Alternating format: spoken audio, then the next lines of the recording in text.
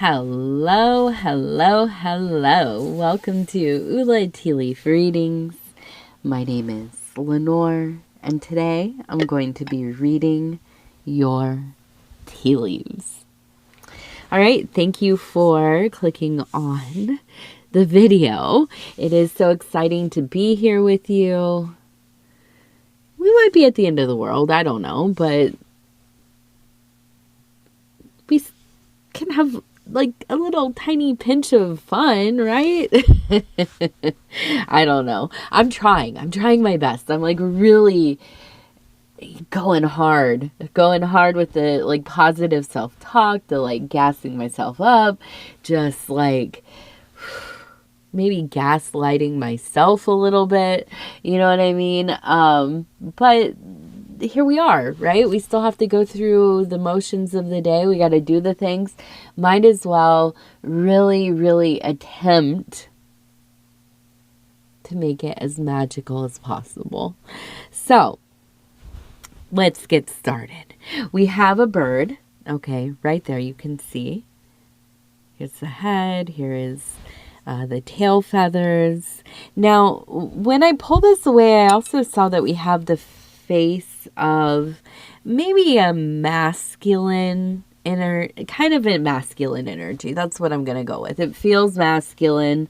We have eyes, nose, hair would be up here, kind of almost like a rolling, sad, like kind of almost, I would say, like, I don't really like this word, actually, blubbering, because it like has a negative connotation, right? Like you shouldn't blubber or whatever while you're crying. You shouldn't get hysterical.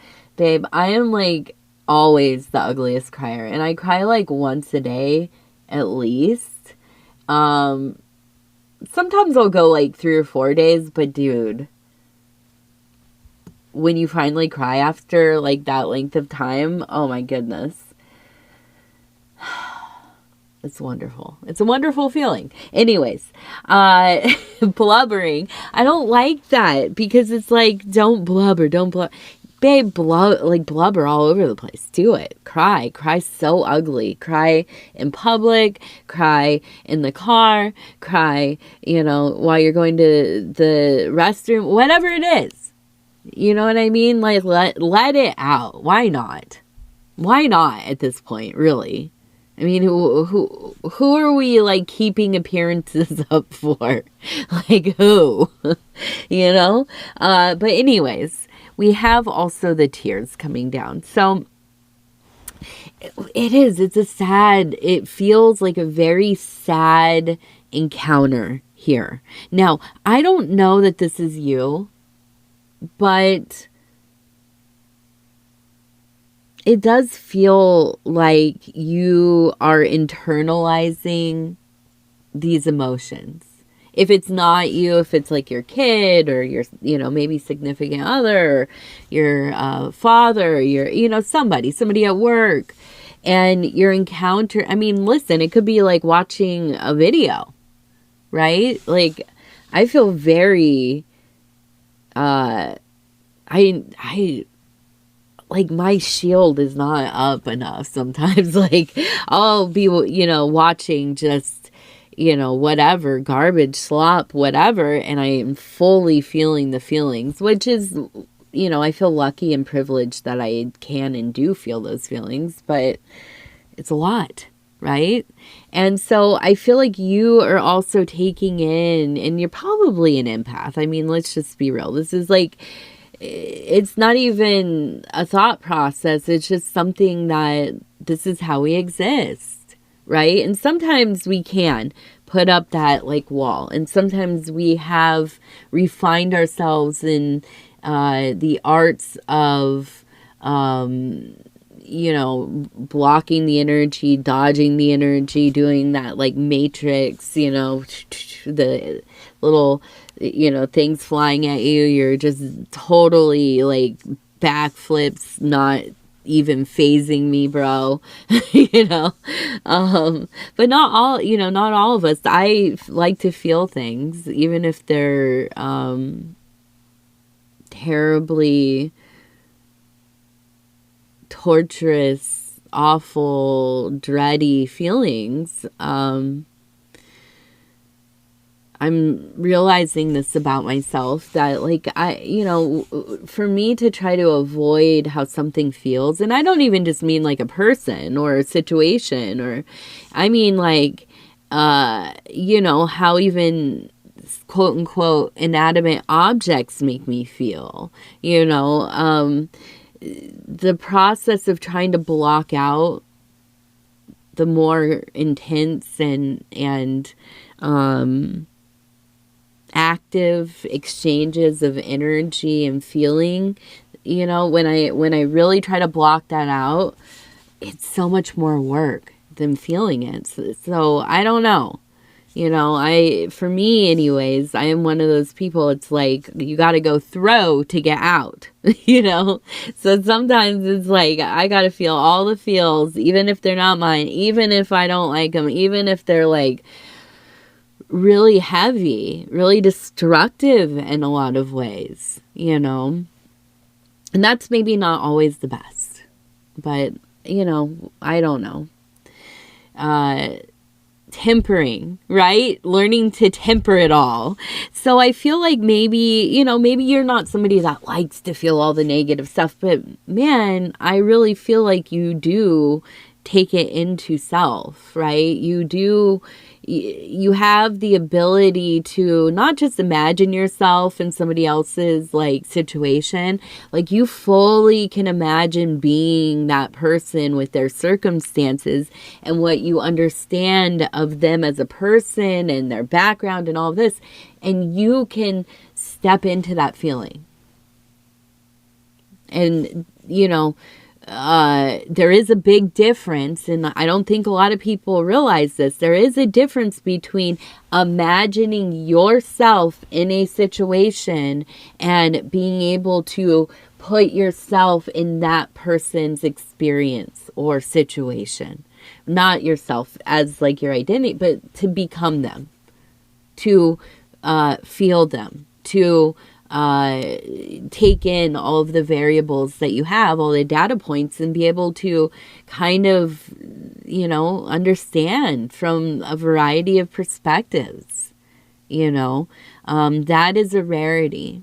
So I see this being something that you might feel like is at times a curse, and absolutely it can be, and that really is very influenced by of course the things that we bring into our lives, but like where we choose to live, who we choose to commune with, who we choose to spend our time with. Not even communing, just being in a room, a building, and now, of course, not all of this is in our control all the time, but these are things that we must realize and accept do influence us, right? There's nothing, that's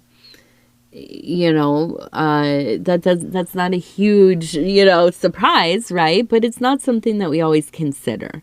So I do feel like there's something that you have for this person that is coming to you. Now, if this is an aspect of self, if this is you seeking yourself, that would make sense to me, right? That would make sense that you're even here. You're even looking at content that has to do with some kind of understanding or, an alternative way to experience, the universe and gather information in alternative ways.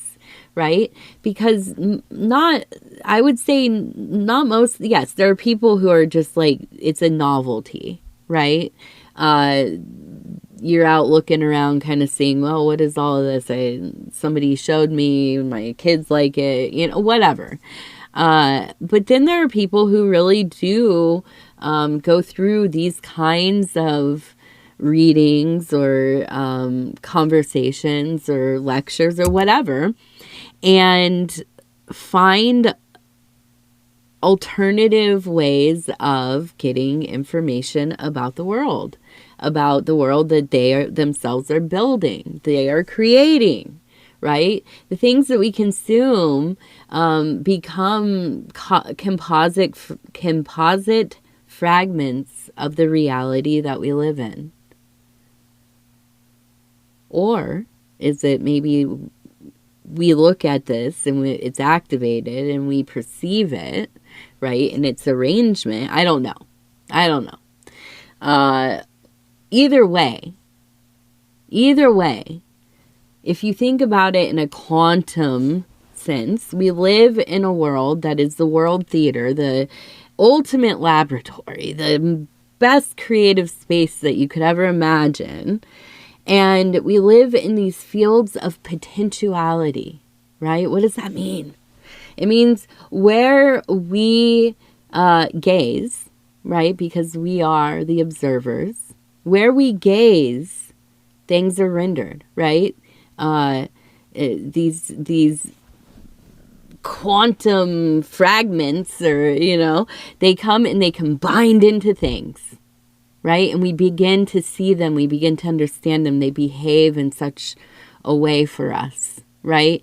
And so if you think about this in the sense of magic or the occult, or even manifestation, right, which is part of all of that, what does this mean? It means that where we look with intention, we create our reality. If we go into our lives saying, this is what I want, this is what I want to see, this is what I want to engage with, this is where I want to dwell, we must do that with intention. And we must learn to, right, look in the right places. Manifest in the ways that it's not just like pulling a random acute thing out of nowhere. Like, oh, I'm just going to be able to manifest a diamond, right? Maybe you could. But you also might want to consider the framework. How do I manifest a life, a journey that leads me to a world full of diamonds? How do I make that happen? Now, I regret using diamonds as an example because it is it, you know what I mean? Like, I don't want to go down the rabbit hole of like ethics or anything, but wrong thing, like something else. Please just in your mind put something else in there, a different metaphor. So anyways, we have somebody in your life, right? They need something from you. You have what they need. It is not going to be a material thing. They're not going to be looking for money. I imagine that this is about connection. This is about having somebody in their life who can hear them. I know that we all have been talking about in these last years about different groups of people going through these kinds of spells of loneliness epidemics and stuff like that. And I think that it transcends, of course, all configurations of beings. I think in general, most people, I would say, are lonely. I'm just going to say that straight up. I think most people, the vast majority, are lonely and feel unheard and feel like even the people in their lives who they love and who love them, right? There is a misalignment in communication, and therefore, kind of constantly left feeling like nobody is understanding them or nobody is interested in, I don't know, the things that they're interested in, or being able to even share or even bring it up or have the energy, you know. And I think that, and it's not just like, you might be thinking, oh, this is like a, you know, you're a married person. This is, everybody goes through this. I don't think it's just that anymore for people. You know what I mean? And yeah, of course I have a lot of, you know, well, I don't have a lot of friends. I'm not going to say I have a lot of, I have like, I feel like I'm not even a human being, you guys. I don't even know what's going on, but I am entangled in my life, you know, both directly and passively with people of all different kinds of relationship statuses. Some of them in families, some of them married, some of them divorced, some of them post-raising kids, and so on and so forth. And even the kids in my life who have friends, I can see them having friends, you know, interacting with each other, and yet still feel lonely a lot. Alienated. And that's really what it is. I think more than just the loneliness, right? I think there's a lot of alienation. You know, and I think another part of this is I saw a thing where they were talking about like how young people don't dance at clubs anymore. And it's because they're being filmed all the time. Their content. Like if you do something weird or you look weird or, you know, whatever it might be, even if you're just ambiently walking around, right? There's security cameras and stuff everywhere. You're being watched, filmed, observed. So you are acting differently. Kind of like those, you know. Yes. The observe. Yes. But so I feel like a lot of people just can't connect because it's like there's so many levels of being perceived, right? And trying to perceive self and the meta perceptions and all of it. And it's so much. We get a lot of people who feel lonely.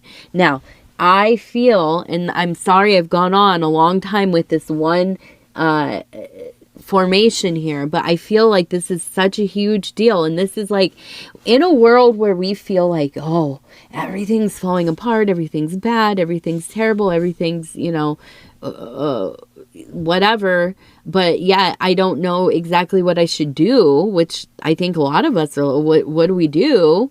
You know, I don't want to be a super overreactor, but I also don't want to not react. I want to help, but I don't know how to help it. You know, all these kinds of things that we kind of literally just connecting with people in your lives in a real way, undistracted, being able to just listen to them without trying to tell them like, oh, you just need to drink more water, bud. You need to get more sleep. I mean, this is me. You know what I mean? You just need to do. I always have something like immediately like, oh, let's fix it. And, you know, I'm a mom, so I'm in mom mode. But sometimes people don't need or want that at all. In fact, that makes them feel like what? They need to be fixed, or every time, you know, they say something, it's like somebody's trying to tell them to do it different or fix it, or, you know, all you got to do is, or, you know what I mean? And it's like we live in a world where that's great, but at the same time, the real work that we can do is in being there with one another and actually being close to one another. Right? You know what I mean? And so I feel like this is like a huge thing for you. I know. You're maybe like, oh my gosh, like literally another person needing something from me. Or I barely am functioning. How am I supposed to help somebody else? You know, or whatever it is. You're busy. You're overwhelmed. Everything over, like, you know. You're not sleeping the best. Everything feels erratic and chaotic, and yet we're all still like, you know, putting our smile on and foot forward. I don't even know what foot that is, like, but we're doing it, you know? We're doing it. The connection, just being with somebody, that's the magic for you this week, you know? And that's really the big thing. I'll run through some of the other stuff. And the bird is the messenger, right? I feel like you have something for this person that they need to hear. Now, we have 8.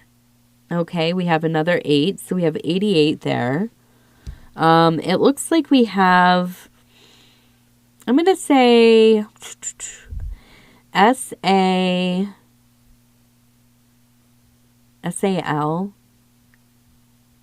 C or SACL, possibly. I don't know. Jumble those letters. Tell me what they are. What is the word? What's the word, babe?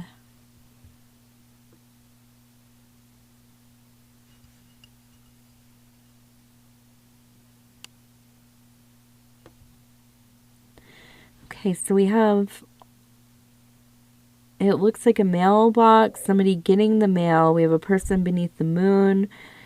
Moon almost gone. We are coming right into the new moon, I think, the day this comes out. So, which, well, maybe it'll, yeah, tomorrow. Yes. So new moon, energy. These are quiet moments, but, a really good time to be, well, doing any kind of,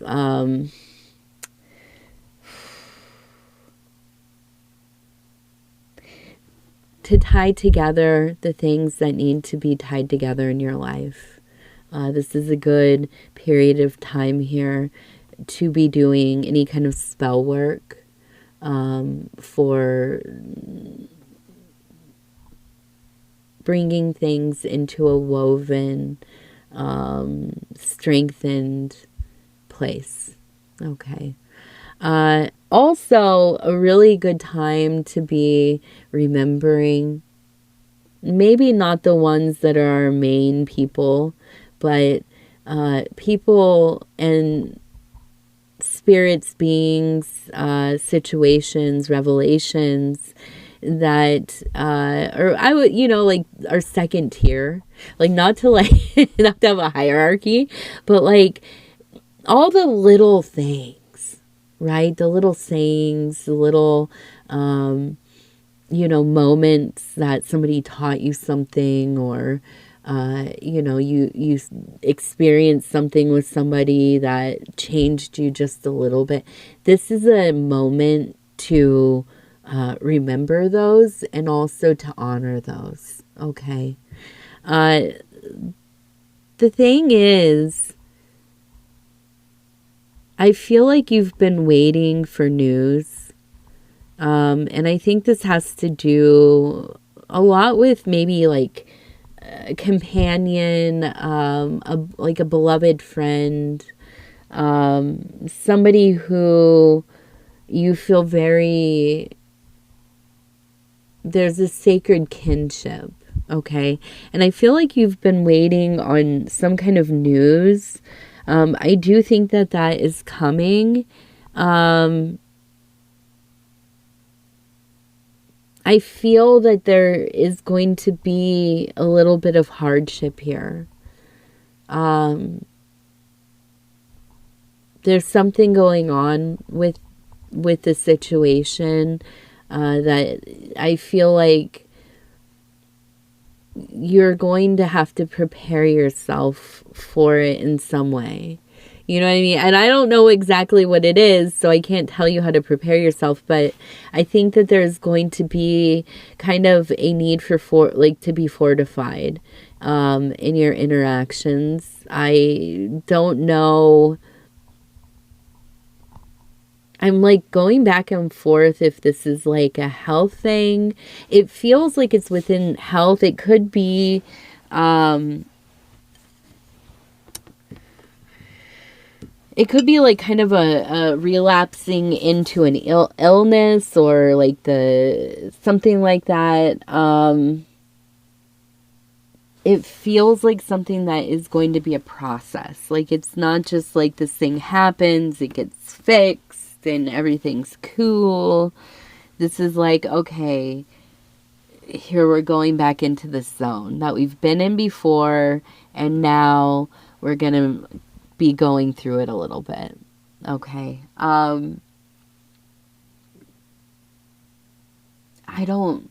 This might be the same person from the beginning, but I don't necessarily think so. I also think that this is actually a really important ordeal because I think it kind of changes your perspective pretty greatly. Where I think there's almost like a hardness. I don't know. Maybe this is something you've gone through with somebody else before, and that's kind of why you're like, I've been through this, I know what it's going to be like, and you seize up kind of, right? But I feel like you know that you're going to go through the situation. There's no question, really, you're not going to be a person that doesn't show up for your relationships. But I think this time around it's different. It's different. There's something in there. So I hope that's like a little, and it feels like a very positive thing. So I hope that it's like a glimmer of like, okay, this is going to be a difficult thing. It's going to be very like it feels quite Saturnine. It's like a purification process of some kind, okay? And that, as we know, is not an easy process in any, however that's playing out. And we use these terms, I'm simplifying into kind of alchemical terms here, but it is a process of refinement. It is a process of figuring out how we not only treat, but we really look at what is in the root here, right? Okay, so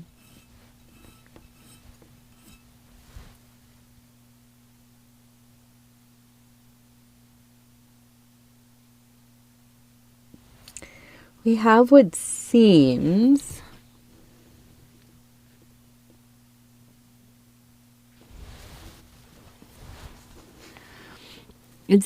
to me that we have the alligator, but we also have the trickster. Okay, so we have definitely the energy of discernment, of judgment. Okay, we have this very not the fool in the way that the head is, kind of empty in the clouds, going about like on a very kind of almost what's the word, not a kind of primal, right? Kind of almost like a primal existing in just pure element. Where the trickster is every move is a game. This is a gamer, right? This is somebody who is living game like they're, you know what I mean? Like you're watching some game theory YouTubes up in here. You know what I'm saying? Like, you have a plan. You're a person with a plan. If you have that energy here, the trickster, not always one that is understandable either. You might not even understand what what game am I even playing? I don't know. To what ends? Who cares? I'm here for the love of the game, It might not even be for any kind of winning. It's just because you want to be playing the game. So we have, an interesting mix there. I do think that there is almost a sense of a position of authority, but also having this very kind of like strangely surreal take on life. But maybe masked I mean, that's really, and this excites me. I hope that there's so many people out there just living like, you know, in bizarro land, but like it's fully masked into like, hi, I'm the assistant manager. You know what I mean? In a good way. I mean, in a, like you know, not gonna crash out type of way. But so I feel like there's almost this kind of like interesting, almost like eccentric. It feels eccentric. Okay. My people. Now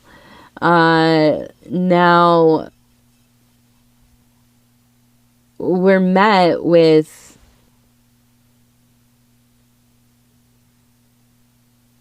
we have the letter A.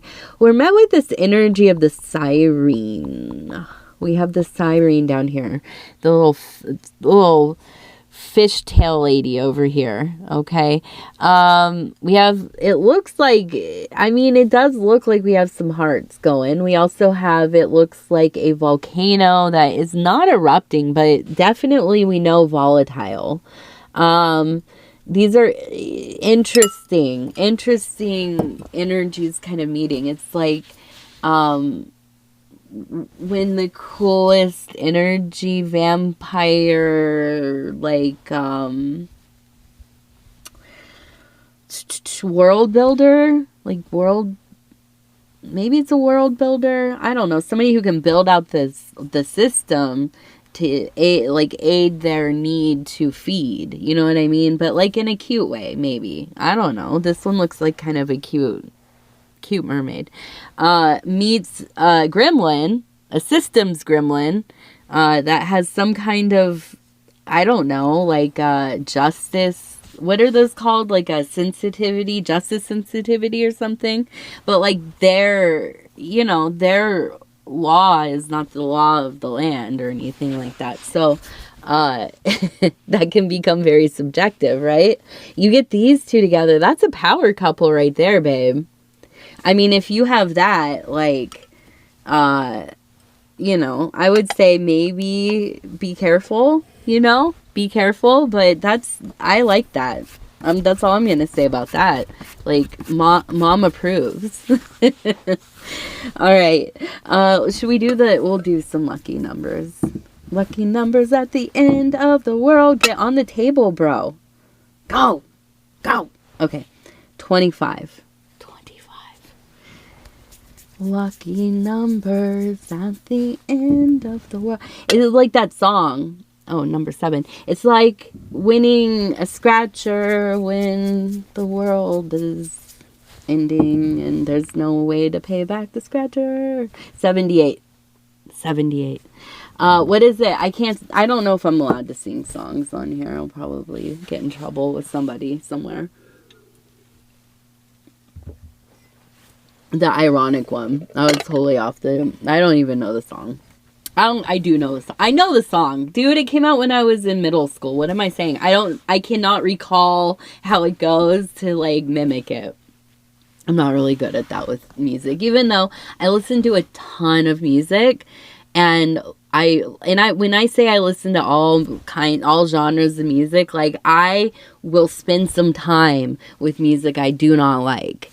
I will listen to like one of my favorite like treats in life. Like this is when, you know, like I've done good, dude, and I'm like really gonna treat myself. I will find like a band and just be like, I'm gonna listen to all their stuff. Like Can. I'm gonna listen to all of Can. Last summer I listened to, I don't know, it's a weird one. I was Crowbar. I was like, I'm listening to all Crowbar, all the side projects. You know what I'm saying? Like, so anyways, I don't know why I'm talking about that. I love you. Thank you for being here. I hope that reality is bearable for you today. But don't forget, man, wherever you put your gaze, that's what's going to open up in life for you. That's what life is.